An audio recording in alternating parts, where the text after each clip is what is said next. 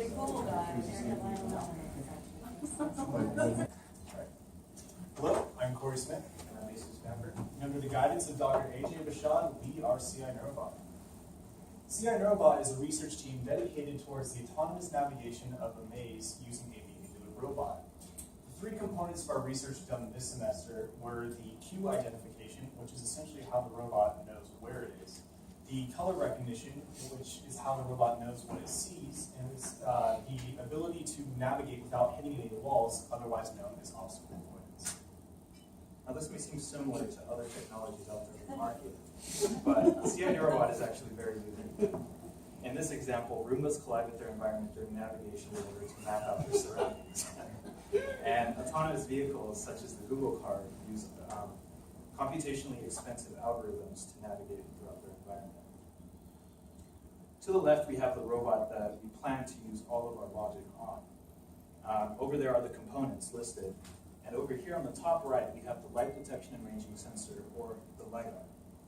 And what the LiDAR does is it spins around in a circle, and for every angle, it shoots out a beam of light, which is then reflected off the walls and then re-intercepted by the LiDAR.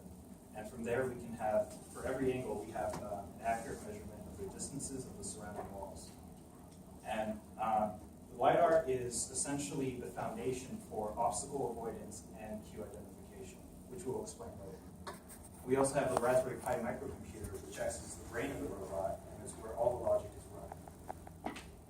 So most of our work this semester was done on what's known as the maze simulator. The maze simulator acts as an error-free environment where we can really hone our algorithms that we will use for navigation.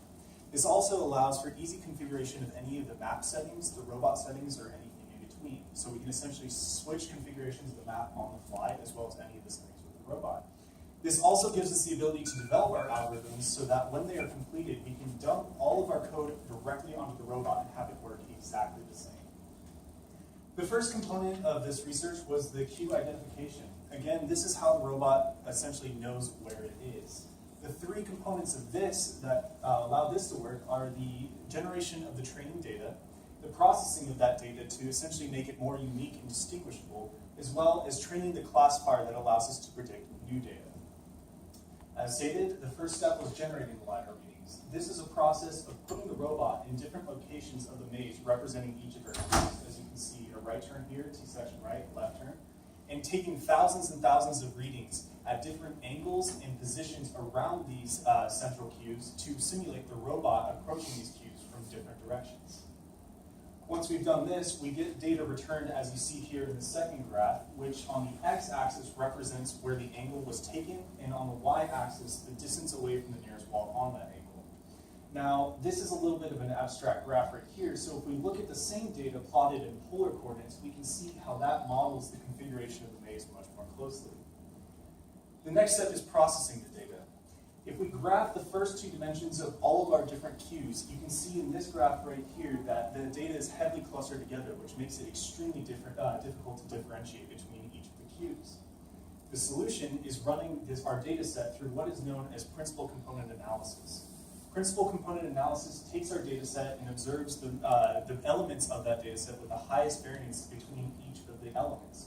Once it does that, it transforms the data set so that the data set is smaller, in our case, reducing the data set from 360 degrees to only 40 elements, and then remodels the axis of that data set so that it is easier to differentiate the different clusters of cues in this dimension. Now keep in mind, this is only plotted in 2 dimensions for the visual component, but we are evaluating this in 40 different dimensions on the robot's logic itself. The last step is actually training what is known as a support vector machine. The support vector machine takes in our data set and analyzes the largest distances between each of the cues. This essentially allows us to introduce new data and have the SVM recognize if it belongs to one of our cues or perhaps is uncategorized. The result of this is that we can run our robot in a live setting through the simulator and have it on the fly predict which cues it is seeing. Now keep in mind, these cues that it is predicting right here, and right here are different cues than the ones where we train the robot at, which essentially means training it in one place allows for dynamic identification of any of the other like cues in the maze. Next, Jesus will talk about the color identification, another key component of our research. So there are 2 points in color recognition. We first want to do the points of interest in the maze, and we also want to identify goals in the maze. And points of interest is similar to recognizing landmarks if you're traveling to another country, or a mouse memorizing where it found cheese from. And identifying goals, if we scatter colors throughout the maze, and we tell the robot to go to a specific color, the robot will move and traverse the maze until it finds a certain color. And we used open source computer vision, which is a free open source library, in order to run our algorithm. And what we did was we cropped the region into a region of interest, and for every single pixel within this region of interest, of varying size, we converted it into a hue saturation value for each pixel. And from there, we can analyze the hue, which is primarily the color in each pixel. Then after that, we check the values to see if they're generated within a certain threshold. So we would compare this to a red threshold, a blue threshold, or a green one. And it would see that it was green, and then it would return back and tell us that it was green. So overall, this works very well for distinct colors, green, blue, red. But as you can see here, due to lighting, the orange kind of looks a little bit like the wall. And so when we analyzed this through the wall, it gave us an incorrect reading of an orange color.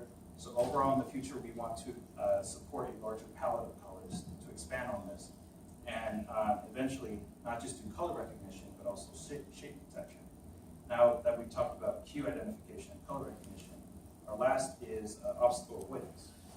Now, we want to move within the maze, keeping safe distances from the surrounding walls.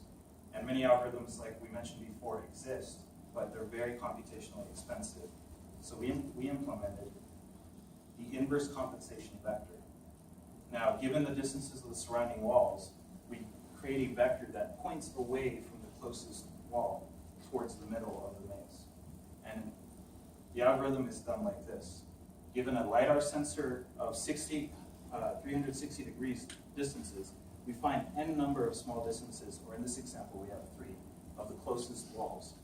And these are sectioned off, so we don't find 3 of the same distances on the same wall, and we can find unique places on each wall.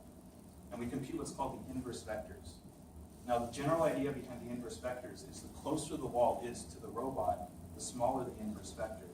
This is because logically we want the robot to be attracted to gaps, giant gaps in the walls. And if we just take the average of all these inverse vectors, we get the inverse compensation vector.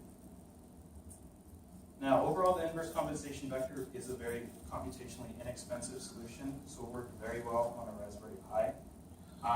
And as you can see here, here, and here on the very top, the robot is very close to the wall, so the inverse compensation vector influences the driver vector highly. But as it reaches the center over there, the arrow is very small, so that shows that there's not much guidance because it's centered. So now that all these 3 components are completed, we can now think about what the future research for this project will be. What we know is that we want to be able to map the entirety of the maze itself. This is a process of essentially running the robot through simulations thousands and thousands of times with random end and beginning and end points, and essentially having it traverse and keep track of the cues it identified on the way as any colors and also avoiding the walls. Once that is done, we can then implement our professor's advanced neurosolver algorithm to act as the pathfinding function for this maze. This will essentially take a beginning and an ending point just like the others and find the most efficient path between the 2. Lastly, we would like to introduce the robot into more complex environments. This will be moving from a maze-like structure where we have 90-degree turns for all the walls to a more dynamic, perhaps curved environment that may take less obvious cues. This will allow us to implement the robot in situations such as factories, which may have various people that the robot has to avoid, as well as cave systems that may be completely unable for humans to navigate, and even someday, maybe long, long from now, exoplanets that we can have the robot map the terrains of what it sees based upon its readings. We would like to thank the guidance of Dr. Andrzej, as well as the previous team members of ciNeuroBot for all of their work, and lastly, the research competition faculty of CSU-CI for all they've done for us in this process. Here are our references, and thank you for our time.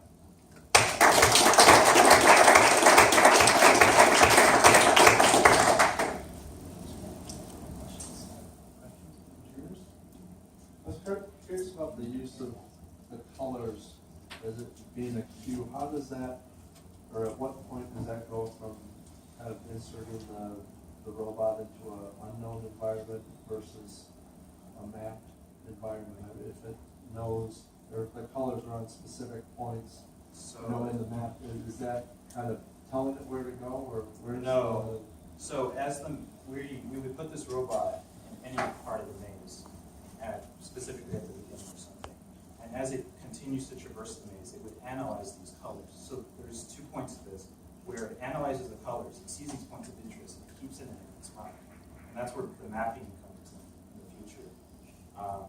And then once it maps this entire maze in its mind, then we can give it directions to tell it, oh, go to green, go to blue.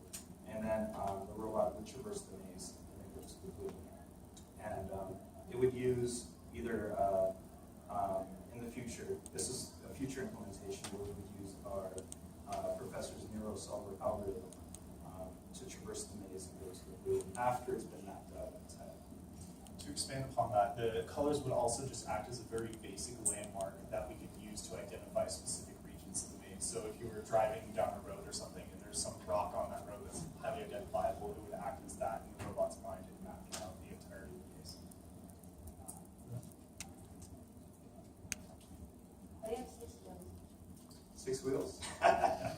So primarily 6 wheels because we bought what's called a Diddy board, and what it is, it's honestly it wasn't meant for navigation of mazes, but what we did was we cut a little section into the top of the Diddy board, and that's where we placed the LiDAR.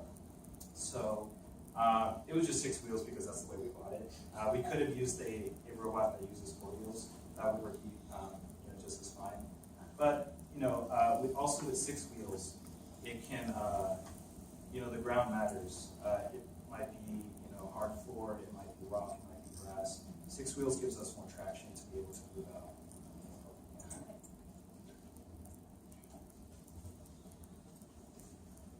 What programming languages do you use, or like any other software libraries that are aside from OpenCV? So essentially we're using specifically Python for the implementation. For the robot itself, we're using Diddy board's own Pico board reverse, which allows us to have granularity over the engines themselves. For all the machine learning stuff, we're using scikit-learn with Python again, and then for any num-crunching, NumPy, always NumPy. I'm not sure if you mentioned this, but for your AI portion of your project, after you built the classifier, what were your accuracy ratings? The accuracy ratings of running it through the maze itself, through simple implementations, it was able to achieve predicting every maze or every queue in the maze it came across. Training it against data point of itself, or a data set of its own points, of where the points would be generated around the same regions, yielded 0% error, which meant we were ready to move it into a live implementation. Now, because we are using what is known as predict probability, which is a function specific to the classifier itself, that gives us a layout of the probabilities. And so we essentially analyze those probabilities and see what confidence it predicted the queue with. And if it's over a certain threshold, then we go ahead and say it was that queue. If it was under that threshold, we say it's uncategorized. That is currently producing a little bit of errors. I don't have specific numbers on what that error rate is. Just out of curiosity, what if the walls are replaced by glass? That would probably interfere with the sensor we are currently using, yes. So the reliance is completely on the LiDAR sensor. So if we don't have a reflection off a wall, then the LiDAR is going to fail and the whole thing fails because the foundation is the LiDAR sensor at the very top of the robot. Did you guys try to kind of compare this algorithm with the algorithm that the Roomba company is using and see like which one is more efficient? So yeah, many of them use SLAM, which is simultaneous local and mapping. But like I mentioned before, they're very computationally expensive. Our Raspberry Pi has very limited processing power. Not only do we have to do navigation, but we have to do logic and a lot of things. So overall,